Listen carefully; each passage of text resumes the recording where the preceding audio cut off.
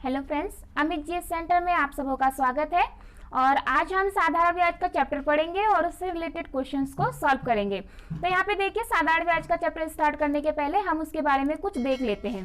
तो हमें सबसे पहले देखना है कि जो साधारण ब्याज सॉल्व करने के लिए जो हमें पॉइंट्स चाहिए होते हैं, सबसे पहला उसमें होता है हमारा साधारण ब्याज।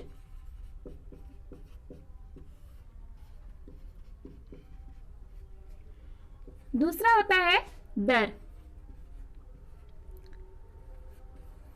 तीसरा यहाँ पे मूलधन।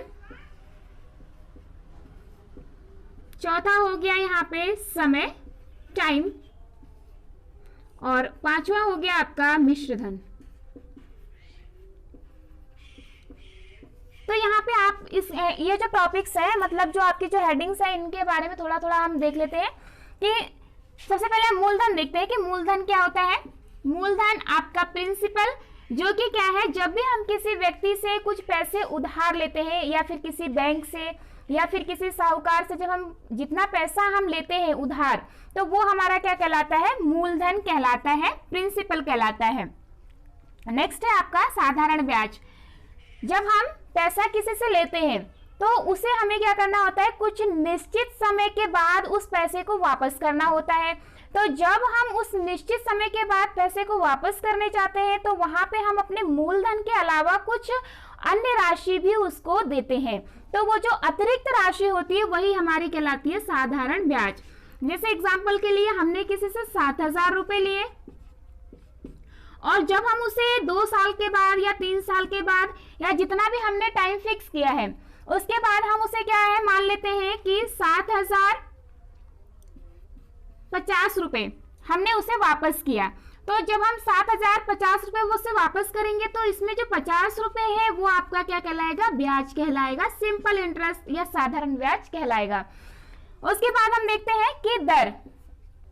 दर क्या होती है कि किसी भी मूलधन पर जो रेट लगता है, यानी कि किस रेट पे आपको पैसा दिया जा रहा है, जिसके ऊपर हमारा ब्याज बनता जाता है, तो वही हमारा क्या कहलाता है, रेट कहलाता है। और ये हमेशा परसेंटेज में हमको मिलती है।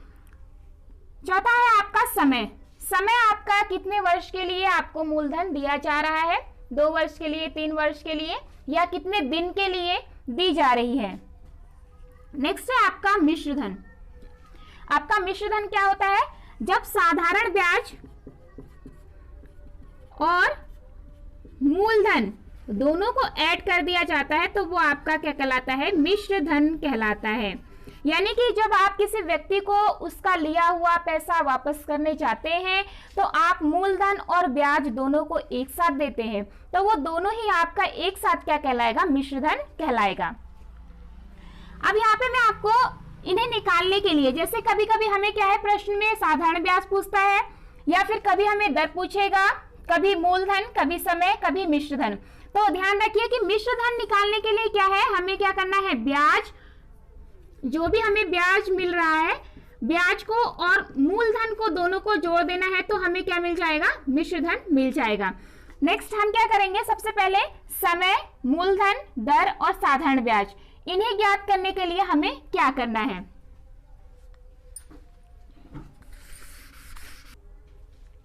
तो हम देखते हैं कि हमें जो पहला दिया हुआ था वो क्या है, ब्याज है या साधारण ब्याज है। दूसरा था आपका मूलधन, तीसरा आपका दर और चौथा आपका समय। अब इन चारों चीजों को ज्ञात करने के लिए हमें क्या करना है, सबसे पहले हम इसका फॉर्मूला देखते हैं ब्याज का। यदि हमें साधारण ब्याज निकालना है तो साधारण ब्याज में हम इन तीनों को मल्टीप्लाई कर देते हैं, तीनों को मल्टीप्लाई करेंगे, यानी कि मूलधन आपका P और दर यानी कि रेट और टाइम T, और अपॉन आपका क्या हो जाएगा, 100। तो तीनों को मल्टीप्लाई करके अगर हम 100 से भाग दे देते हैं तो साधारण ब्याज निकल जाएगा।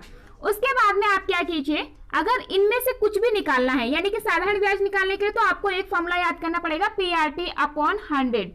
और बाकी के अगर आपको मूलधन, दर या समय आपको निकालना है तो आप क्या करेंगे, देखिए सबसे पहले आप सभी के लिए लिख दीजिए ब्याज इंटू 100, सभी के लिए लिख दीजिए। तो सभी के लिए आपका यही फॉर्मूला आएगा, ब्याज इंटू 100। अब आपको अपॉन में क्या लिखना है, यानी कि बट्टे में क्या लिखना है। अब इन तीनों में से देखिए जो भी आपको पूछता है, अगर मान लीजिए मूलधन पूछ रहा है तो आप मूलधन यहाँ लिख दीजिए, और बाकी तो क्या बचता है यहाँ पे दर और समय, तो यहाँ नीचे आप दर और समय लिख दीजिए। अब मान लेते हैं कि हमें दर पूछता है, तो जब दर पूछेगा तो दर आप यहां लिख दीजिए और मूलधन यहां लिख दीजिए। उसके बाद यदि समय पूछता है तो आप यहां पर समय लिख दीजिए और यहां पे लिख देंगे दर। तो आपके जो बाकी के जो 3 फॉर्मूले हो जाएंगे वो इस तरह से आपको मिल जाएंगे। अब आपको हल करना है कि क्वेश्चन कैसे हल करेंगे। तो अगर आपको किसी क्वेश्चन का साधारण ब्याज हल करना है तो आप उसके मूलधन, दर और उसका टाइम, यानी कि प्रिंसिपल, रेट और टाइम को मल्टीप्लाई करेंगे और मल्टीप्लाई करके आप उसे 100 से डिवाइड कर देंगे तो आपका आंसर आपको मिल जाएगा। नेक्स्ट है आपको समय, मूलधन या दर, इनमें से अगर आपको कुछ भी फाइंड करना है तो आप क्या करेंगे, ब्याज और 100 को मल्टीप्लाई करके बाकी के बचे हुए दोनों से क्या करेंगे, आप गुणा कर देंगे और क्या करेंगे, भाग देंगे, तो आपका आंसर आ जाएगा। तो चलिए अब हम चलते हैं क्वेश्चन की ओर और हम लिखते हैं अपना पहला क्वेश्चन। तो हमारा पहला क्वेश्चन देखते हैं, साधारण ब्याज की किस दर से कोई धन 8 वर्षों में दोगुना हो जाएगा। तो यहाँ पे हमारा क्वेश्चन है कि हमें क्या निकालना है, यहाँ पर साधारण ब्याज की किस दर से, यानी हमें निकालना है दर। तो यहाँ पे अगर हम इसे फॉर्मूले से सॉल्व करेंगे तो हमें काफी समय लगेगा और हम इसको सबसे पहले मूलधन इसका x मानेंगे और फिर हमें फॉर्मूला लगा के जो इसका रेट है निकालने में टाइम लगेगा। तो आप यहाँ क्या करेंगे, आप सिर्फ एक फॉर्मूला लगाइए 100/t, यानी कि 100/टाइम।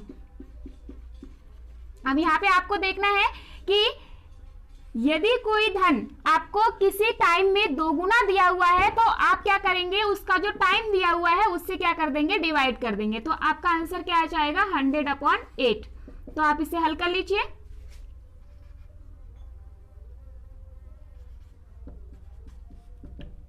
तो ये आपका क्या आ जाएगा, 12.5% आपका दर आ जाएगा। तो हम यहाँ पे देखते हैं, हमारा दूसरा क्वेश्चन है, 900 रुपए की राशि पर 10% वार्षिक दर से 5 वर्ष के अंत में कितना साधारण ब्याज अर्जित होगा। तो हमें यहाँ पे क्या निकालना है, साधारण ब्याज निकालना है। तो हम क्या है, इसको फॉर्मूले से भी कर सकते हैं, इसका सूत्र लगा के भी इसको सॉल्व कर सकते हैं।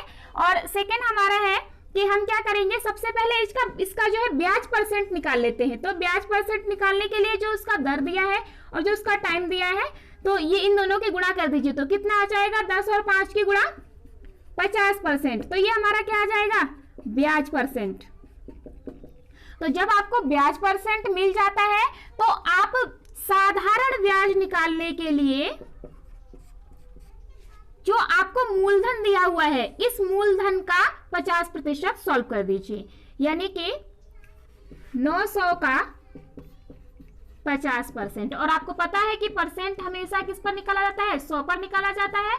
तो इसके 2 जो जीरो है 100 के, वो आपके जो है 900 के 2 जीरो से कट जाएंगे। तो यहाँ पे 9 को आप 50 से गुणा कर लीजिए, तो यह आपका आता है 450 रुपए। तो यही आपका साधारण ब्याज निकल करके आता है। तो आज की वीडियो में बस इतना ही, और इसका जो नेक्स्ट पार्ट है साधारण ब्याज के जो अगले क्वेश्चंस है वो हम अगली वीडियो में सॉल्व करेंगे।